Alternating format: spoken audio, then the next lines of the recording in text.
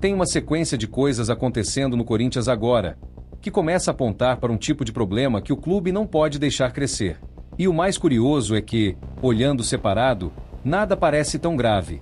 Mas quando essas decisões começam a se acumular, o impacto muda completamente. Porque hoje existe mais de uma situação sendo discutida nos bastidores, e nenhuma delas está realmente resolvida. E isso já começa a aparecer onde mais pesa. Ao mesmo tempo, tem um ponto envolvendo um dos nomes mais importantes do elenco, que não depende só do Corinthians, e isso altera tudo.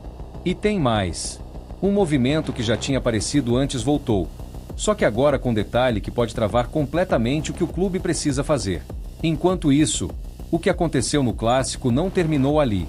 E as consequências começam a limitar o time mais do que parece. E no meio de tudo isso, surge uma outra situação que pode acelerar uma decisão que o Corinthians ainda não estava pronto para tomar. Agora junta tudo isso. Decisões abertas. Movimentos travados. E um cenário que começa a apertar. Porque quando esse tipo de coisa começa a se conectar, normalmente já é sinal de que o problema está mais perto do que parece. Antes de seguir, só confere uma coisa para mim. Você já é inscrito no Código da Fiel? Se ainda não for, se inscreve para acompanhar tudo desde o começo, sempre direto, sem exagero. E claro, ajudar a gente a chegar nos primeiros 1000 inscritos. Agora vamos ao vídeo. Tem algo nesse empate que ninguém está falando direito ainda. O Corinthians saiu de campo contra o Vitória com 0-0. Mas o problema não está no placar. Está no que o jogo revelou ao longo dos 90 minutos. Porque não foi um acidente. Foi um jogo travado, com pouca criatividade e praticamente nenhuma imposição ofensiva. O time até tentou se organizar, mas não conseguiu transformar isso em pressão real. E quando isso acontece fora de casa, você até administra. O problema é quando vira padrão. E é exatamente aí que a leitura muda. Não é mais sobre um empate. É sobre um time que começa a mostrar dificuldade constante de produzir no ataque. E isso, no Brasileirão, cobra caro. Depois da partida, Rodrigo Garro não tentou aliviar. Foi direto ao ponto ao falar da situação na tabela. Muito, se a zona de rebaixamento preocupa. Sabíamos que o jogo de hoje era muito importante para a gente sair dessa situação e confirmar o momento que estamos passando na Libertadores, mas infelizmente não conseguimos fazer o trabalho que pensamos. Um jogo chato, difícil. A fala não deixa margem. O Corinthians sabe onde está pisando. E quando esse tipo de preocupação sai do torcedor e entra no discurso do jogador, o sinal já não é mais de alerta. É de risco real. Mesmo assim, Garro trouxe um contraponto que mantém o ambiente de pé. Ele reforçou que o elenco ainda está assimilando a ideia de Fernando Diniz e demonstrou confiança na evolução. O Corinthians é um time muito grande. Se fosse pessimista, não estaria jogando aqui. A torcida apoia e faz com que a gente seja otimista, tanto a torcida como o grupo, como o clube, o trabalho do professor, que vem sendo importante para nós. Existe convicção no processo. Mas aqui entra o ponto mais sensível. Convicção sem resultado começa a perder força. Garro ainda completou. Estamos pegando a ideia. Na tabela, estamos preocupados, mas sabemos que o trabalho vai dar certo e vamos acabar na parte de cima. É um dos nossos objetivos esse ano. A intenção está clara. O problema é o tempo. Porque o calendário não desacelera para ajuste. O Corinthians já vira chave para enfrentar o Barra, pela Copa do Brasil, e depois recebe o Vasco pelo Brasileirão. 2 jogos que podem mudar o clima, ou aprofundar o problema. Porque o empate isolado não derruba ninguém. Mas quando ele vira sequência, deixa de ser tropeço, e começa a virar tendência. Tem um tipo de jogo que costuma enganar antes mesmo de começar. Corinthians e Barra se enfrentam pela Copa do Brasil, e, olhando rápido, parece um confronto definido. Um gigante de um lado, um clube ainda em construção do outro. Só que esse tipo de leitura costuma ser superficial. O Barra tem pouco mais de uma década de existência, mas já não é mais um time que aparece por acaso. Está inserido em competições nacionais e hoje ocupa posição competitiva na Série C. Existe organização ali. E isso muda o nível do desafio. Do lado do Corinthians, o peso é outro. Não é só tradição. É responsabilidade de controlar o jogo, impor ritmo e transformar superioridade em resultado. No papel, a diferença é evidente. Mais elenco, mais investimento, Mais repertório. O Corinthians deve ter a bola, o território e a iniciativa. Mas isso, por si só, não resolve o jogo. E é exatamente aqui que o cenário começa a ficar mais sensível. Porque esse tipo de confronto não se decide na teoria. Se decide na execução. Enquanto o Corinthians tenta acelerar, o Barra tende a fazer o oposto, diminuir o ritmo, fechar espaços e esperar o erro. E esse tipo de estratégia já travou equipes maiores antes. A Copa do Brasil tem histórico disso, principalmente quando um lado joga leve e o outro entra pressionado. E o Corinthians entra pressionado, não pela diferença entre os clubes, mas pelo momento que vive. Isso muda completamente a leitura. Porque não basta vencer, precisa mostrar controle. E quando essa necessidade aparece dentro do jogo, qualquer erro ganha proporção maior. O favoritismo segue com o Corinthians. Mas, nesse tipo de confronto, o resultado diz menos do que o desempenho. Porque vencer era o esperado. Agora, a forma como isso acontece começa a revelar mais do que deveria. Nem sempre o líder de um time aparece quando tudo está funcionando. Às vezes, ele surge justamente quando o cenário começa a cobrar mais do que o normal. E, dentro do Corinthians, esse papel começa a ficar claro. Gustavo Henrique deixou de ser apenas um nome da defesa. Ele passou a ocupar um espaço mais profundo dentro do elenco, como referência em momentos onde o time precisa se reorganizar. E isso não veio de forma imediata. Mesmo com oscilações ao longo da temporada, o zagueiro manteve um nível constante de atuação. E, em um ambiente instável, constância vira um ativo raro, principalmente quando o grupo busca equilíbrio. Com passagens por Santos, Flamengo e experiência no futebol europeu, ele já carregava repertório. Mas o que consolidou sua posição no Corinthians não foi o currículo, foi a forma como se posiciona. Hoje, é um dos jogadores que articulam o ambiente interno, participa das decisões, orienta dentro de campo e mantém o time alinhado em momentos de pressão, sem precisar forçar esse papel. E isso começa a ganhar relevância por um motivo específico. Essa liderança não nasce em um time confortável. Ela se estabelece em um momento onde o Corinthians ainda busca estabilidade. E isso muda o peso da situação. Porque não é apenas sobre um jogador assumindo o protagonismo. É sobre o time precisar desse protagonismo para se sustentar. Mesmo assim, o clube já trabalha olhando para frente.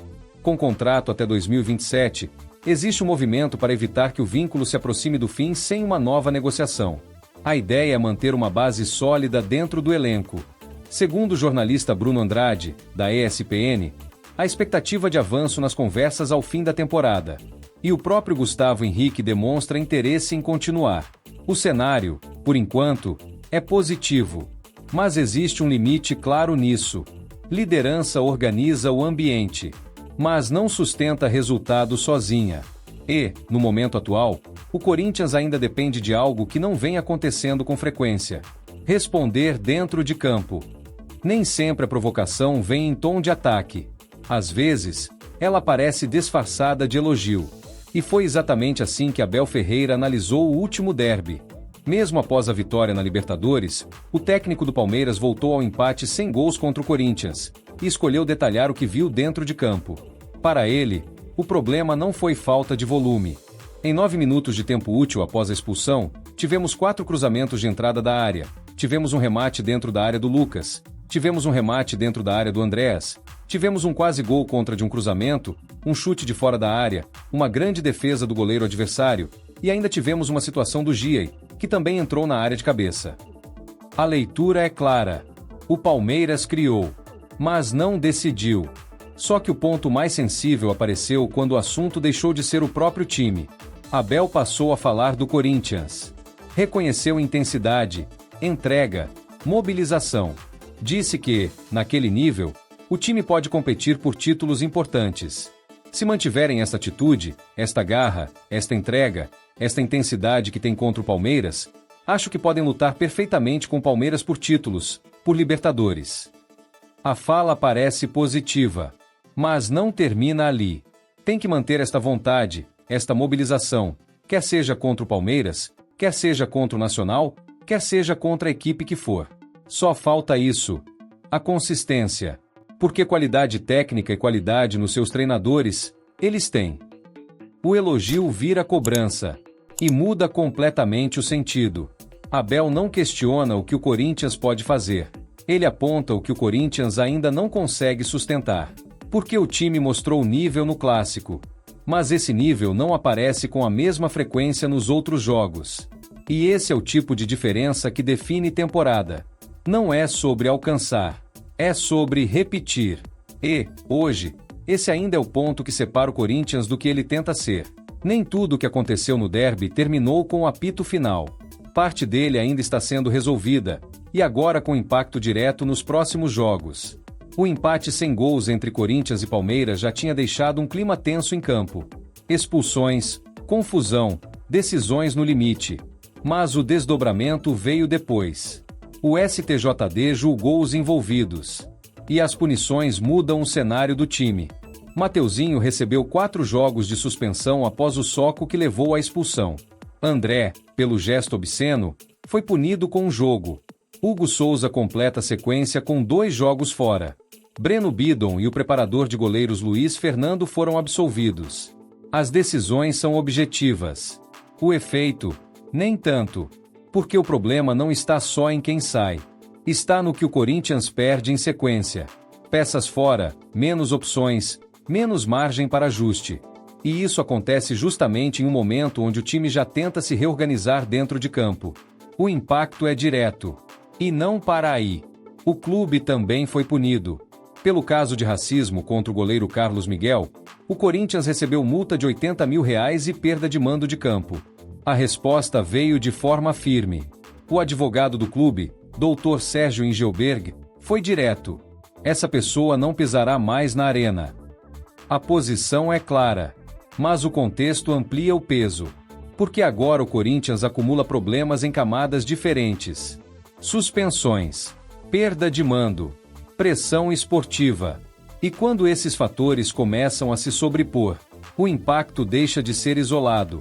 Passa a interferir diretamente no que o time consegue sustentar dentro de campo.